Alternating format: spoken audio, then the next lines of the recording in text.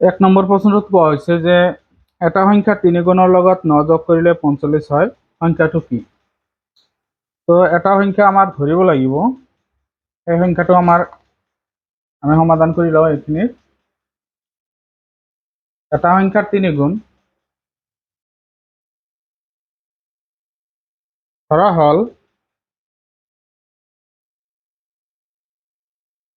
হ'ল এটা সংখ্যা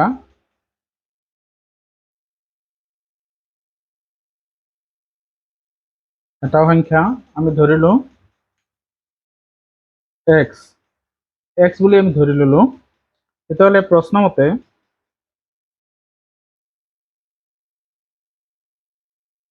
এটা সংখ্যাৰ 3 গুণ, এই সংখ্যাটোত যদি 3 গুণ লওঁ তেতিয়াহ'লে কি হ'ব?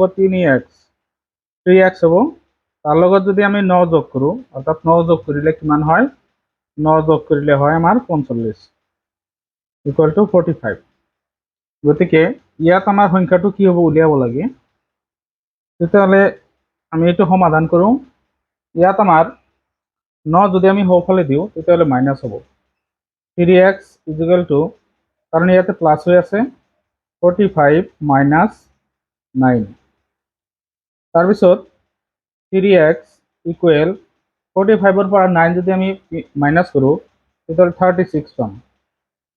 এতিয়া আমি কি xটো ৰাখি বাকী 3টো সোঁফালে দিলে আমাৰ হৰণ হ'ব, কাৰণ 3 x-ৰ লগত পূৰণ হৈ আছে, 3 দিলোঁ। এতিয়া x = আমি কিমান পাওঁ? 3 3-ৰ ভিতৰত এবাৰ হৰণ যায় আৰু 6-ৰ ভিতৰত দুবাৰ, গতিকে 12 হ'ব। এতেকে নিৰ্ণয় সংখ্যাটো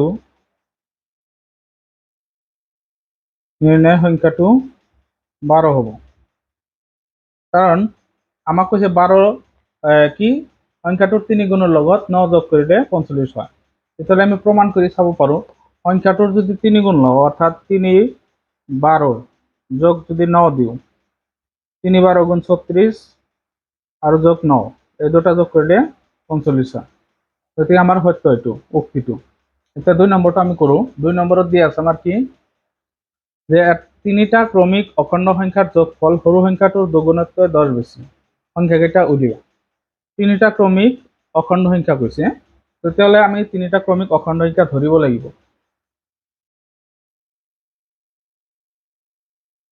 দুই নম্বৰ ধৰা হ'ল 3টা ক্ৰমিক অখণ্ড সংখ্যা ক্ৰমে আমি ধৰিম এটা x বুলি ধৰিলোঁ আৰু এটা x + 1 আৰু x + 2 বুলি ধৰিলোঁ। অৰ্থাৎ ক্ৰমিক হ'ব গ'লে আমাৰ এককৈ ডাঙৰ হ'ব লাগিব, এইটোতকৈ এইটো এক ডাঙৰ, এইটোতকৈ এইটো এক ডাঙৰ, এইকেইটা ক্ৰমিক আছে। তাৰপিছত আমাক কৈছে কি ইয়াতে যে সৰু সংখ্যাটোৰ দুগুণতকৈ 10 বেছি। তেতিয়াহ'লে আমাৰ যিটো হেৰি হ'ব, প্ৰশ্ন মতে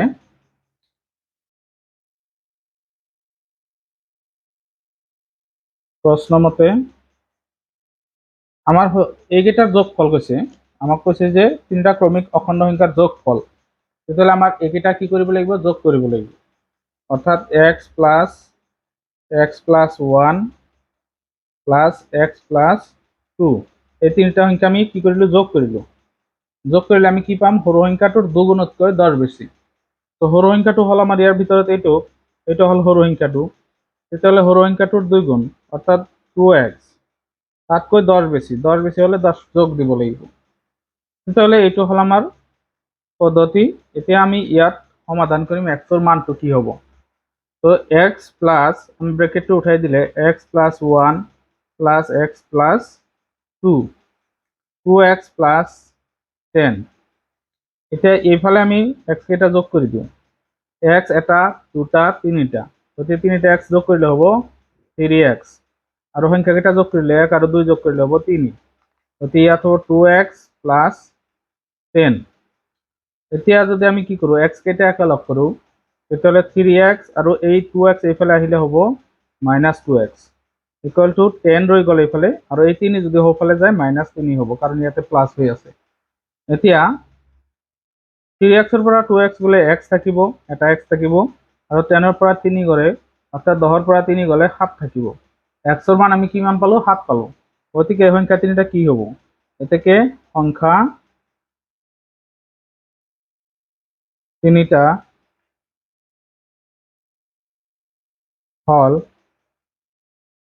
কি হ'ব? এটা আছিলে x ৰ মান আমি 7 পাইছোঁ, আৰু এটা আছিলে x + 1, x ৰ মান আমি 7 পাইছোঁ, তাৰ লগত 1 যোগ কৰিলে টোটেল 8 হ'ব। তাৰপিছত x + 2 আছিলে, এইটোৰ লগত যদি আমি কি কৰোঁ, 7 যোগ ইয়াত 1 হ'ব, 7 যোগ 2 যদি কৰোঁ ইয়াত 9 হ'ব। গতিকে ক্ৰমিক সংখ্যা তিনিটা কি হ'ব? 7, 8 আৰু 9। গতিকে ইয়াত হ'ব আমাৰ 7, 8 আৰু 9, এই তিনিটা সংখ্যা আমি পাম। এতিয়া আমি 2 নম্বৰটো আলোচনা কৰিলোঁ, এতিয়া 3 নম্বৰটো আমি সমাধান কৰিম। 3 নম্বৰত দিয়া আছে এটা সংখ্যা আৰু ইয়াৰ অৰ্ধাংশৰ যোগফল 72। তেতিয়াহ'লে সংখ্যাটো কি? যে এটা সংখ্যা আৰু ইয়াৰ অৰ্ধাংশৰ যোগফল, তেতিয়াহ'লে আমি এইটো ধৰি লওঁ যে সংখ্যাটো x। 3 নম্বৰ,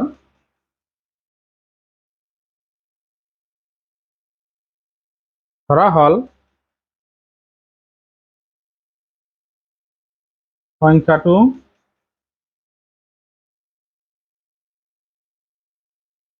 x, তেতিয়াহ'লে ইয়াৰ অৰ্ধাংশ কি হ'ব? সংখ্যাটোৰ অৰ্ধাংশ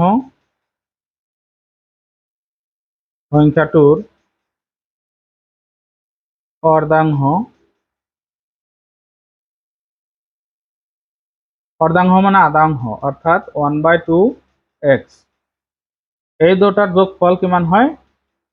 72 হয়। গতিকে প্ৰশ্ন মতে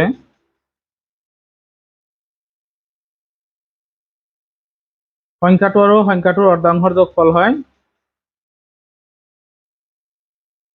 72। এইটো সংখ্যাটো হয় আৰু ইয়াৰ অৰ্ধাংশ এইখিনি, এই দুটাৰ যোগ কৰিলে 72 হয়। গতিকে ইয়াত আমি লসাগু ল'ব লাগিব। ইয়াত লসাগু, ইয়াত আছে মনে মনে 1, তলত 2 আৰু 1ৰ লসাগু 2 হ'ব।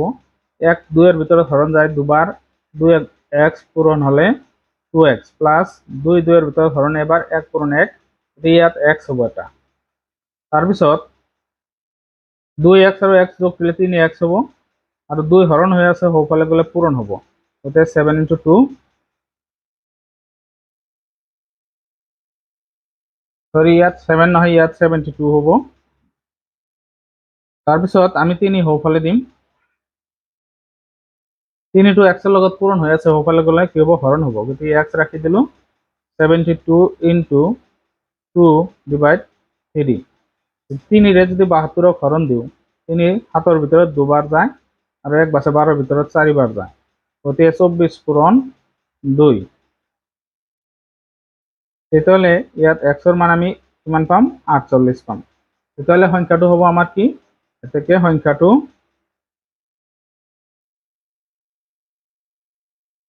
হ'ব 48। এইটো 3 নম্বৰ প্ৰশ্নৰ সমাধান আছিলে। এতিয়া আমি 4 নম্বৰটো সমাধান কৰিম। 4 নম্বৰ প্ৰশ্নত কৈছে এটা সংখ্যাক ইয়াৰ 2/3 লগত যোগ কৰিলে যোগফল 55 হয়, সংখ্যাটো উলিয়া।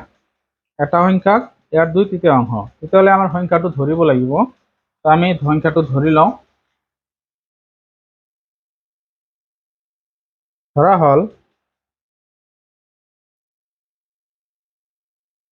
হ'ল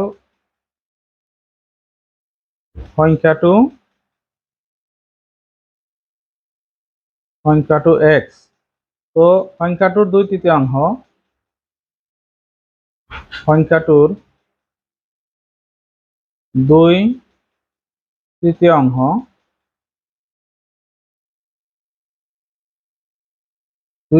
কিমান হ'ব? অৰ্থাৎ এই সংখ্যাটোৰ 2/3, 3 ভাগৰ 2 অংশ, অৰ্থাৎ 2 ওপৰত 3 তলত, তাৰ লগত x পূৰণ থাকিব, ইমানখিনি হ'ব x ৰ 2/3। এতিয়া এই দুটাৰ যোগফল হয় কিমান? 55। প্ৰশ্ন মতে x + 2x/3 3 অৰ্থাৎ x ইয়াৰ লগত পূৰণ হৈ আছে ইকুৱেল টু কিমান হ'ব 55 এতিয়া লসাগু যদি লওঁ আমি ইয়াতে লসাগু হ'ব 3 আৰু ইয়াত 3 লগত x পূৰণ হ'লে 3x + 2x কারণ লসাগু 1 আছে ইয়াতে কি আছে তলতে 1 আছে 1 3 এর ভিতরে 3 বার যায় 3 পূরণ x 3x 3 3 এর ভিতরে এবার যায় 1 পূরণ 2x 2x গতিকে ইয়াত দুটা যোগ কৰিলে ওপৰৰ 5x হ'ব আৰু তলত 3 ইকুৱেল টু 55 তেতিয়াহ'লে ইয়াত কি হ'ব 3 যদি হৰণ হৈ আছে এইকেইটাৰ লগত সোঁফালে গ'লে সমান চিহ্নত পূৰণ হ'ব গতিকে 55x = 55 ইনটু 3 তাৰপিছত 5 টো সোঁফালে গ'লে x ৰাখি তেতিয়াহ'লে হৰণ হ'ব 5 যদি হৰণ হয় 5 এই 55 এৰ ভিতৰত 11 বাৰ হৰণ যাব গতিকে 11 ইনটু 3 ৰৈ গ'ল x এর মান হ'ব কি এতে x এর মান হ'ব 3 11 গুণ 33 গতিকে সংখ্যাটো কি হ'ব 33 এতেকে সংখ্যাটো